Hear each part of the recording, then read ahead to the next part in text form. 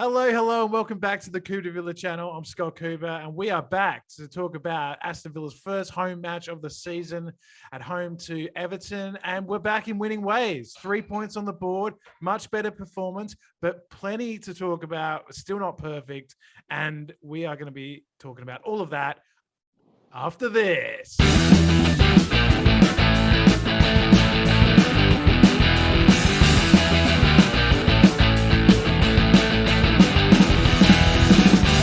Okay, so we were back at Villa Park. It was a warm, sort of late summer's day, and the players were certainly feeling it. And Steven Gerrard was feeling it too, Tommy, with the pressure from last week. And we needed a bounce back, and we got that bounce back in terms of the result, but still a few question marks. How did you feel about the game? Yes, I think we bounced back, but we don't have our buzz back. And I'm probably going to steal this out of Troy's book, and I know he's fuming. It's a shit show, but it's a shit show sprinkled with some sugar. So I think we all said Buendia needs to start, and Gerrard just keeps playing his good old buddy from back in the days. And I think Buendia needs to start. That's the first thing. It's great to get the win. You know, Ings on the score sheet. Ollie, I think he done pretty good when he was actually out wide, and maybe we actually kept it on the deck, playing it to Ings' strengths. Absolutely gutted to see Carlos go off. Now we're probably going to be at the Mings and Chambers partnership we've been waiting for all season. And I would have found it funny if we actually let go of Mings, because I think there was rumours circulating. There were some rumours he could have been gone. I felt that funny. You know, imagine we let go of Mings, Carlos pops his Achilles, and all of a sudden we're stuck with Chambers and Concert all of a sudden. Well, felt a bit unfortunate for Digne to let in the own goal. I don't really have any hate today, but you know, can't say as much when we're winning, but I think now if we need to build on this. But I think there's still a lot of talking points at how we can improve. That's right. I mean, yeah, we definitely did it the Villa way, Aman. You know, it looked 2-0. I was like, job done, nice, 3 points, and then we go down the other end and it's 2-1, and they're just putting on all kinds of pressure. They brought on that Anana guy that looks really good, and he was tearing us a new one. But I think over the whole 90 minutes, there was still many things that were really kind of worrying, and we got to improve on. I think it was an improved performance for certain players, but as a whole, as a team, a little bit more improved. But like you said, nothing to be like, oh yes, you know, we've turned the tide or whatever it is like that. You know, questions were asked about Watkins to assist, I guess, you know, good in patches. Same with Ramsey, had a good first half, sort of faded towards that second half. Diego Carlos, you know, was good as well. Didn't really have anyone to contend with till Rondon sort of came on. But yeah, just one of those weird ones where you take the 3 points and, you know, you sort of move on to next week. And hopefully Diego Carlos's injury isn't as bad as what everyone is saying, because if it is, we definitely need a centre back in the transfer window. That should become priority number one. If he's out for 6 months, we need a centre back. Oh, what are they saying? Yeah, they're saying torn Achilles. He's in a moon boot. Yeah, it's not looking good at all. And 6 months is optimistic. It's actually 8, they reckon, by the time he's back with full training and everything.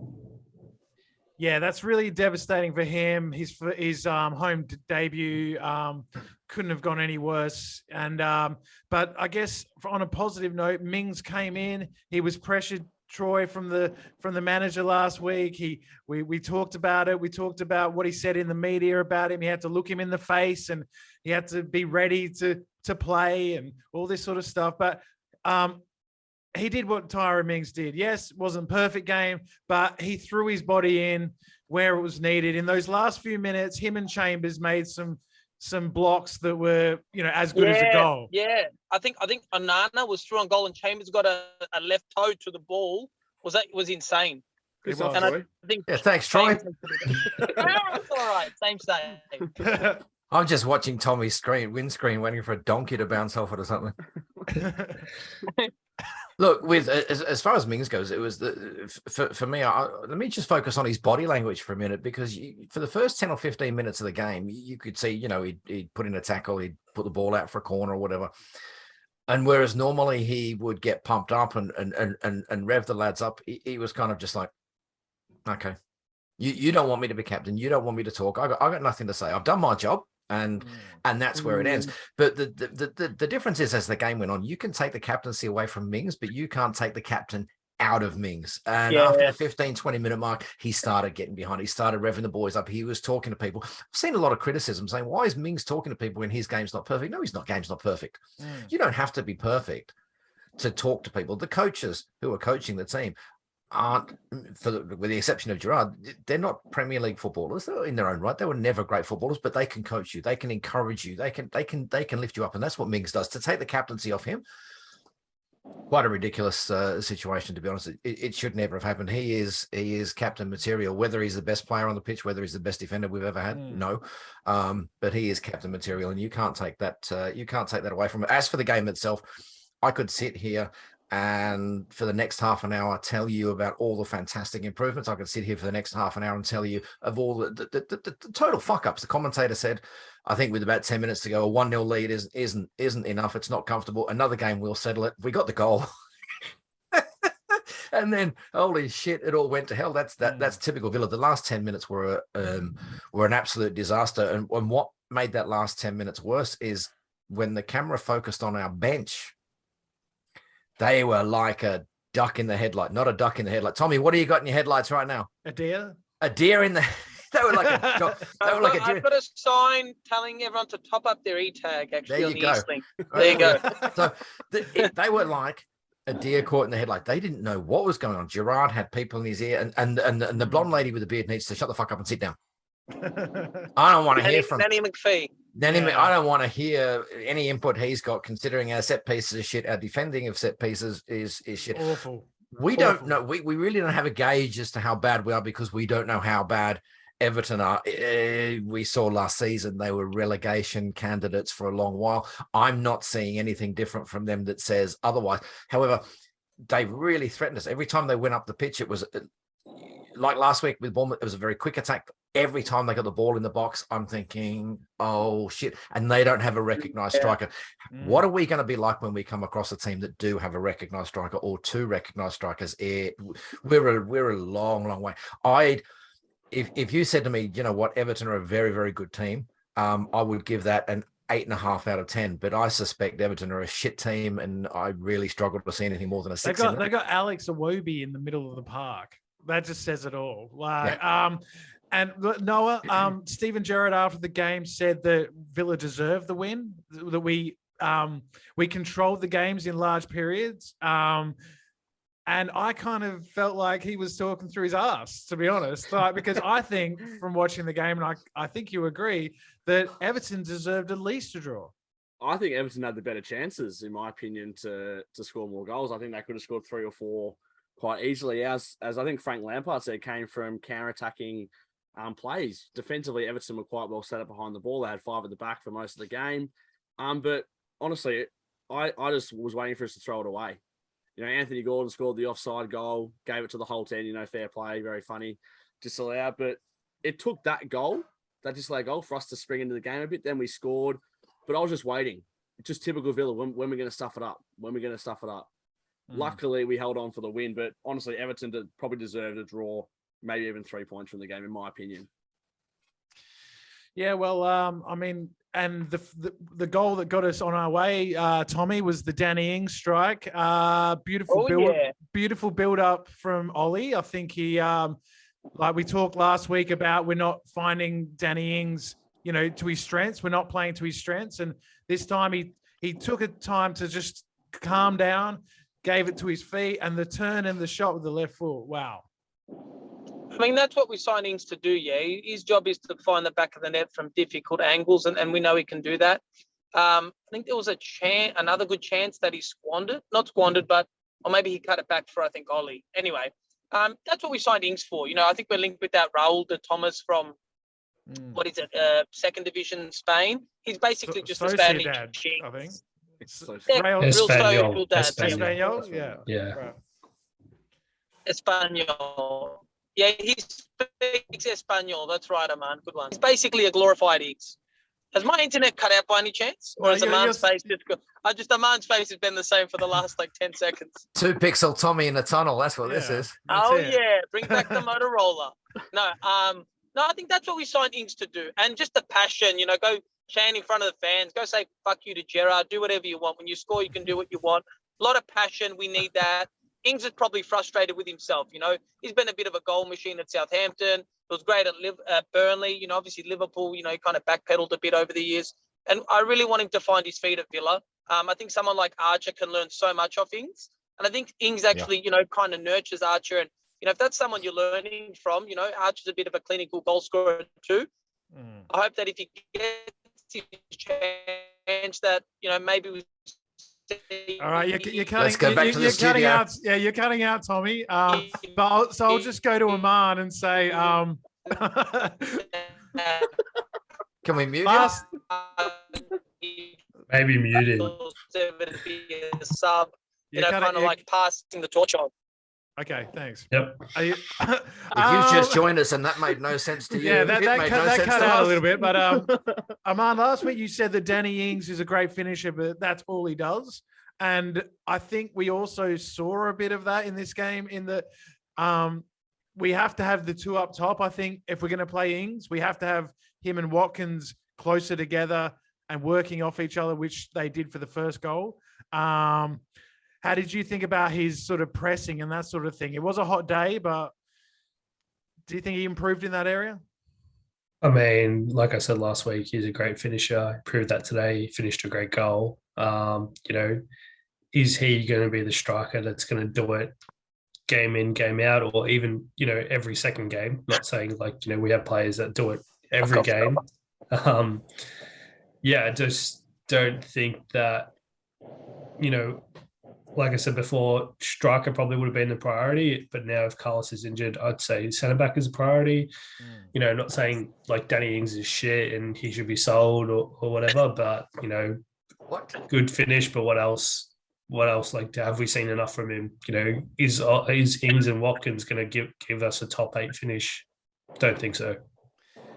Well, I guess we'll have to wait and see. Because I'm sure after a win they'll probably start again next week.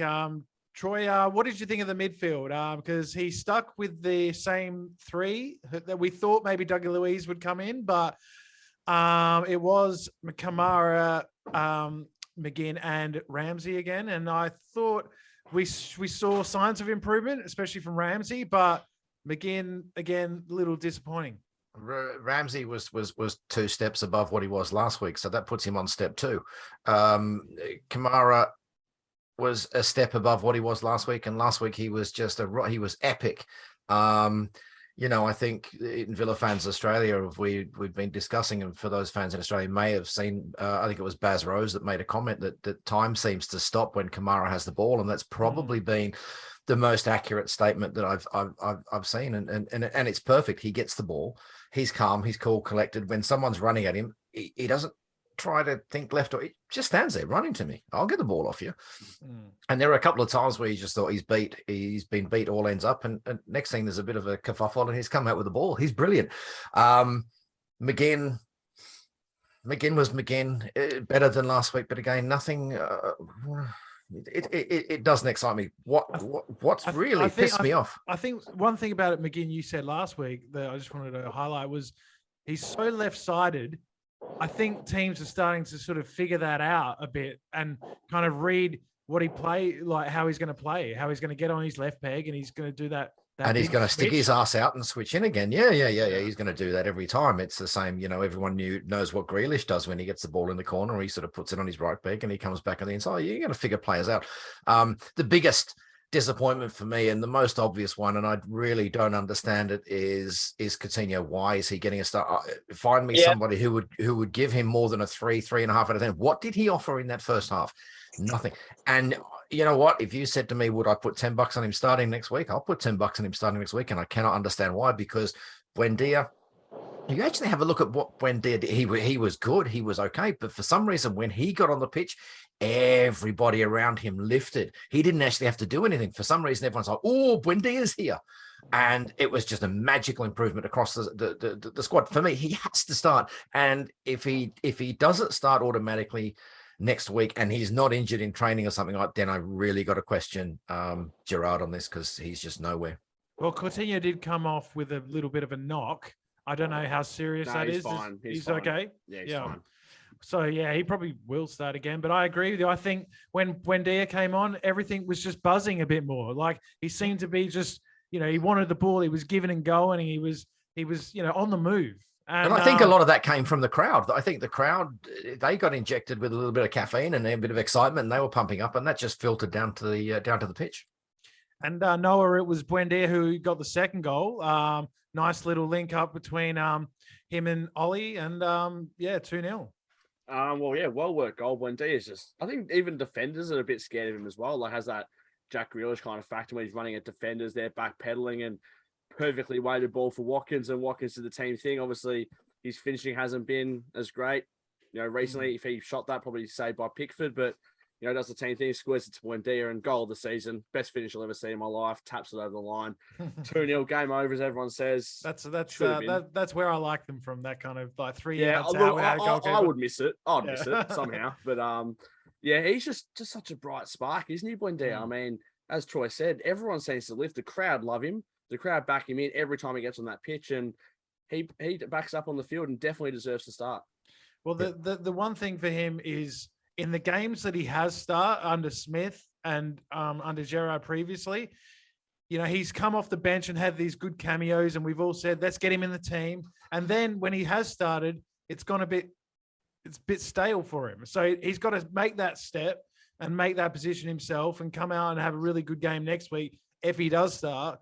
But, we'll have to wait and see. I thought Leon Bailey was stiff to be dropped. I really think he was stiff to be dropped. I guess same.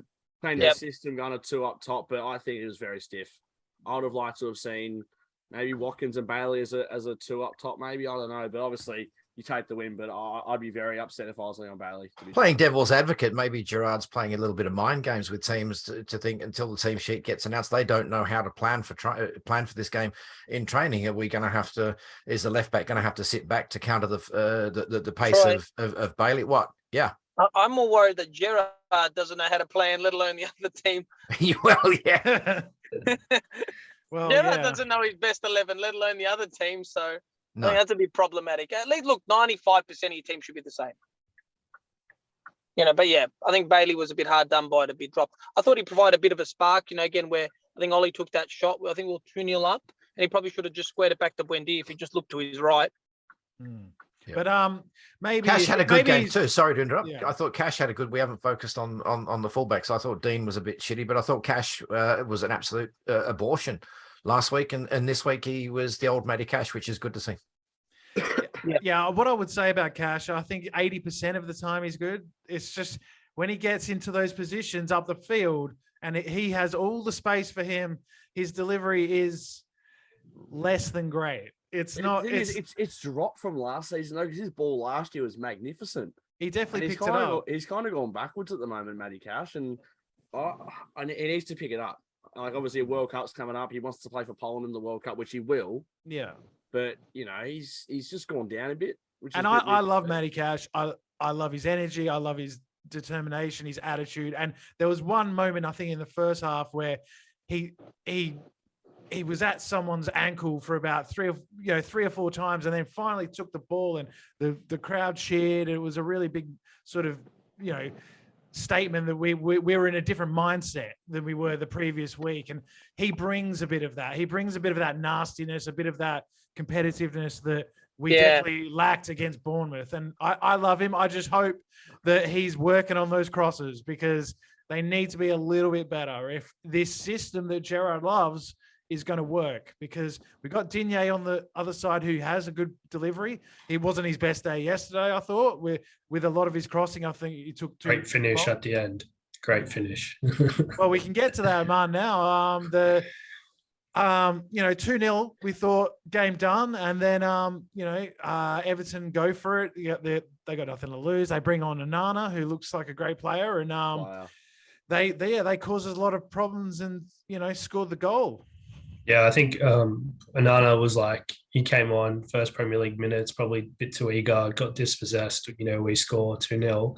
But then after that, we've been crying out for a number 8 all season. He looks to be the perfect number 8, someone that can actually go box to box, drive at players.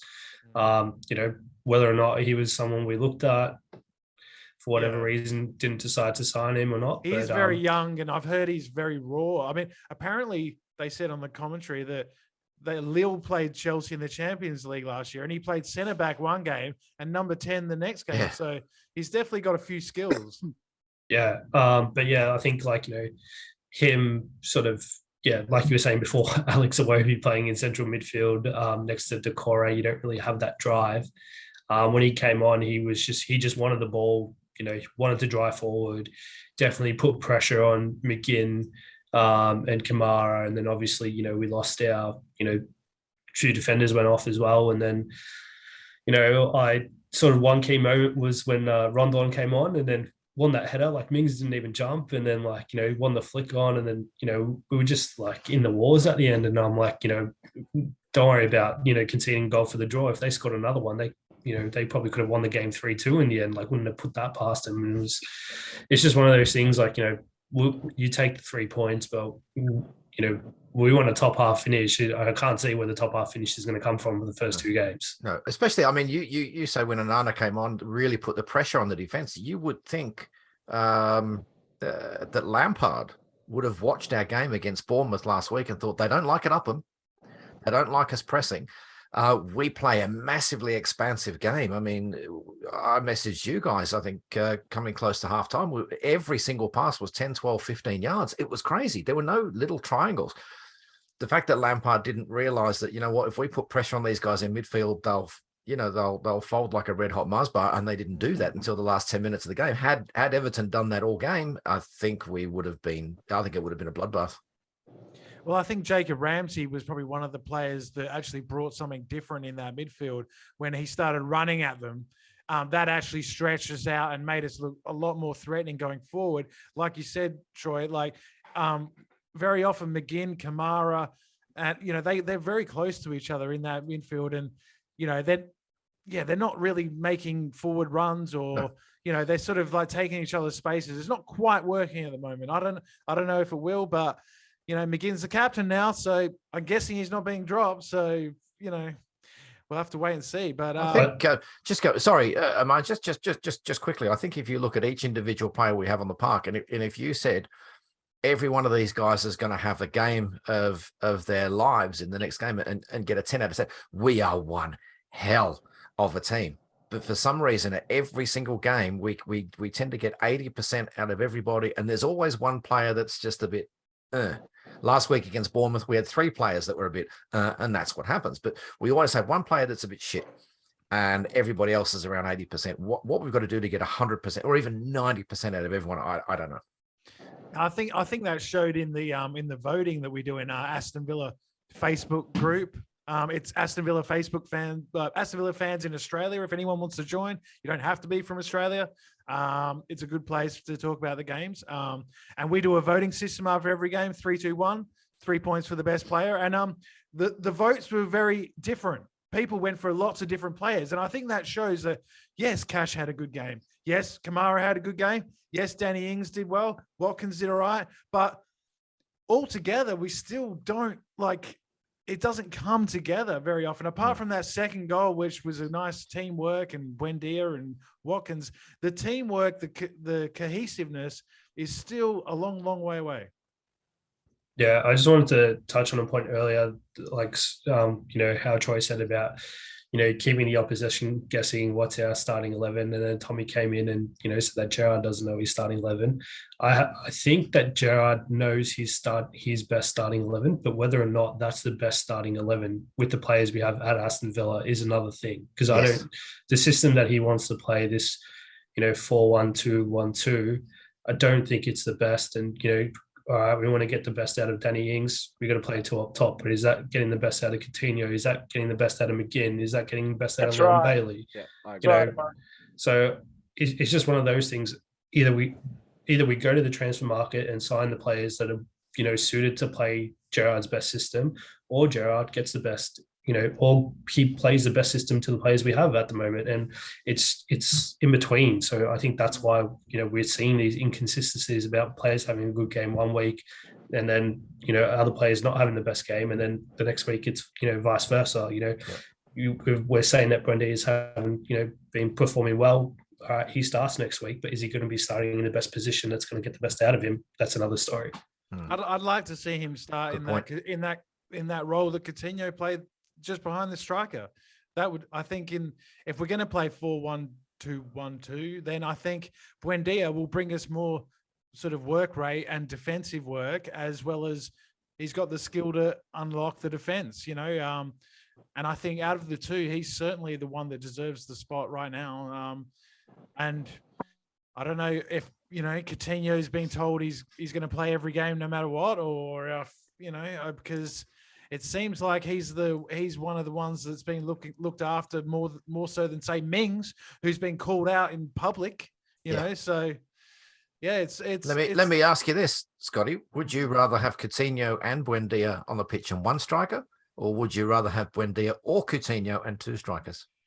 I think two strikers and Buendia. I think the two number 10s doesn't really work. I'd rather see, if we're going to play like two number 10s, I'd rather they be wider and Ollie on one side and Bailey on the other side with Ings through the middle.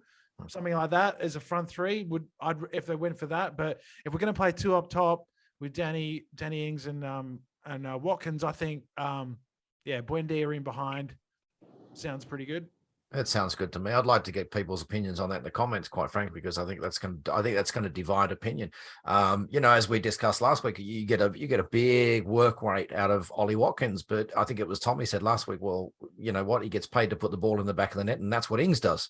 And we saw a bit of both in that game. So there's an argument to play to both of those strengths in the game, and then you sacrifice a little bit of the midfield. We had. I think we had 4 against 3 against Everton, so we've got that superiority in midfield. But we're going to come against teams that pass the ball around very well, that knock it around, where we should drop one of those strikers and pack the midfield a little bit more.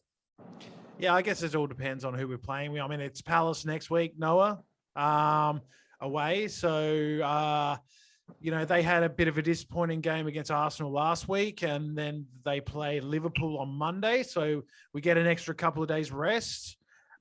Which, if the conditions stay hot in the UK, then that could be a good thing. They're due to drop a little bit.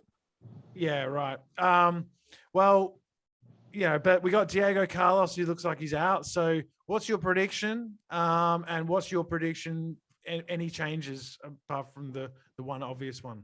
Well, firstly, I'm hoping the bloody club can get their sleeve sponsor sorted. I don't like having the 2 Premier League badges on our shirt. So please sort that out. It's a bit annoying. I think the only change we'll make, I think just the one forced one, I think it'll be Chambers comes in. I think Chambers would suit better alongside Mings. Much I love Conser, and I'm so happy he's back from injury a lot sooner than what we were all expecting. But I just think that it won't be changed. If Coutinho is fit to play, I think he'll play.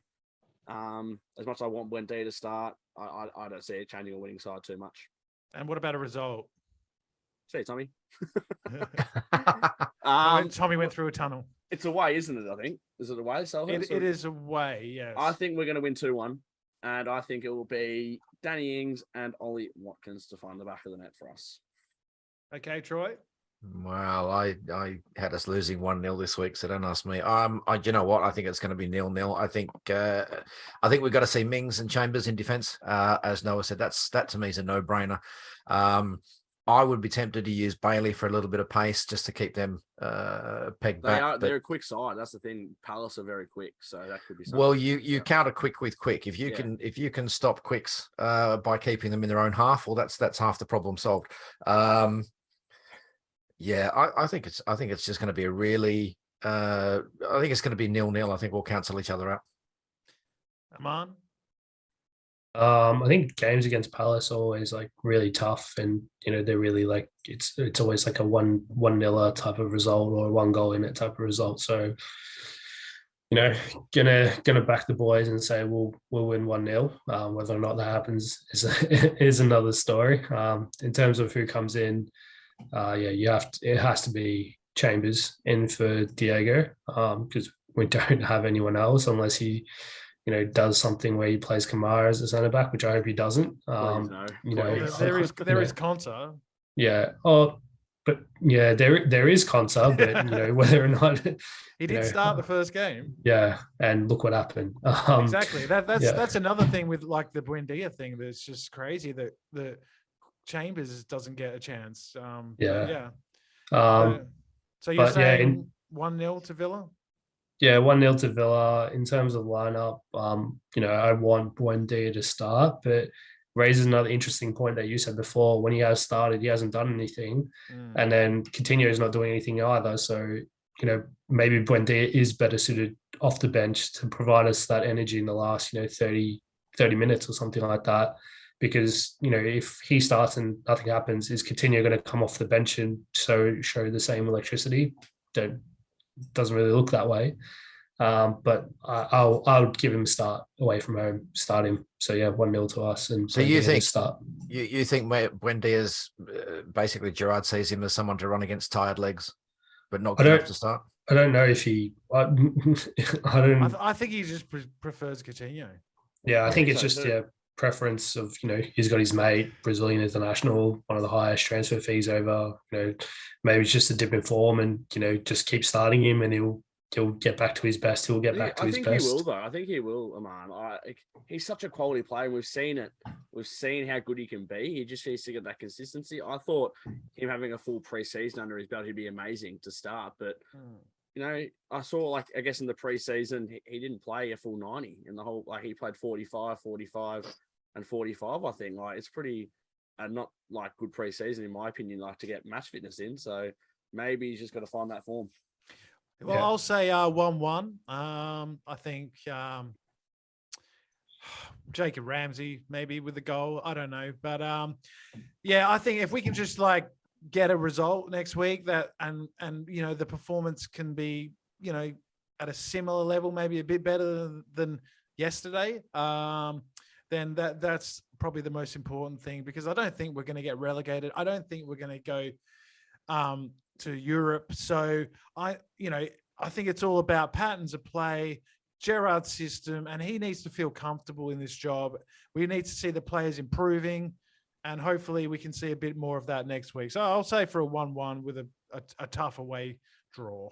Can I go back? Aman just mentioned, actually, it might have been Noah. I don't know who's about the sponsor on the side sleeves. I don't know. Was that you? Sorry. Yes. I noticed on Villa's social media page during the week they announced a company called that's Dual Bits. They're just like the LED strips, they're just on the sponsor boards around the side of the ground. No, Dual Bits. They're like a what did it say here, from some crypto casino based in South America. Yeah, they're just being sponsors around. There was a big backlash on that. People are saying we've gone from acorns, we're pioneering club doing, first club to actually pay to have a sponsor on a thing, to bullshit cryptocurrency. There was a lot of unhappy fans. This will be the last year of this, though, because I think the Premier League are banning gambling or sponsors. So I know it's a gambling website to be on shirts. So this will be the last year, but I'm pretty sure anyway. Yeah. Well, this is probably a good place to wrap up. We're running out of time. Thank you so much for all your comments and your likes and your views last week. That video went really well, considering it was such a shit performance. I think everyone needed just to hear someone rant, and that's why we're here, because we'll tell it straight. If it's a good game or a bad game, even today, we got to win. But it wasn't a very good performance, and we're going to tell you that. We're not going to be like Gary Neville after Man United lose and to say, oh, it's the board. We're going to tell you the truth here, and we're not cheerleaders for Aston Villa. We're fans and we're podcasters, and we keep the two separate. So that's what you're going to get. Noah, did you want to say something? One of the guys put a comment. I know we spoke about it, I think, when we first started, a year ago now, by the way. So congratulations. Yes, it is the birthday of Coupe de Villa. It was the 17th of August, 2021. I was by myself doing the Watford game, and then I started to contact these guys and see if they'd be keen, and it's been And it went downhill since. Yeah, it's been fantastic. No, it has been amazing, and to see, especially since preseason, the way the channel's been growing, and yeah, it's fantastic, and let's hope we can get to maybe 1,000 subscribers by this time next year. That'd be great. It'd be pretty good. It'd be pretty good. But I think something we touched on maybe halfway through last season was, us being from Australia, how we became Villa fans. A lot more people actually asking about it in the comments. So Yes. I thought we can maybe give a bit of a retouch on how we all became Villa fans. If you want to start us off, Scotty. Do it next week when Tommy's here. Well, Tommy was here.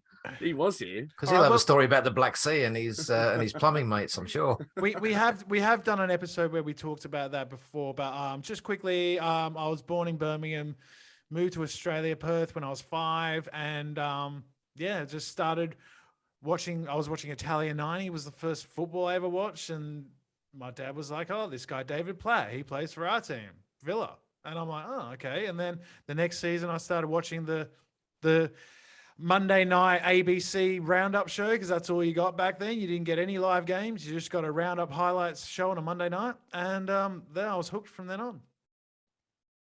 That's pretty much it. Go to you, Troy. Oh, I'm a third generation Villa fan. I was born in Sydney, but I spent my youth growing up in Lichfield, just north of Birmingham. And so, yeah, I really didn't have a choice. And Aman, I think yours is probably the most unique story out of all of us here. So yeah, how did you become a Villa fan? Yeah, Dean Smith's my dad. My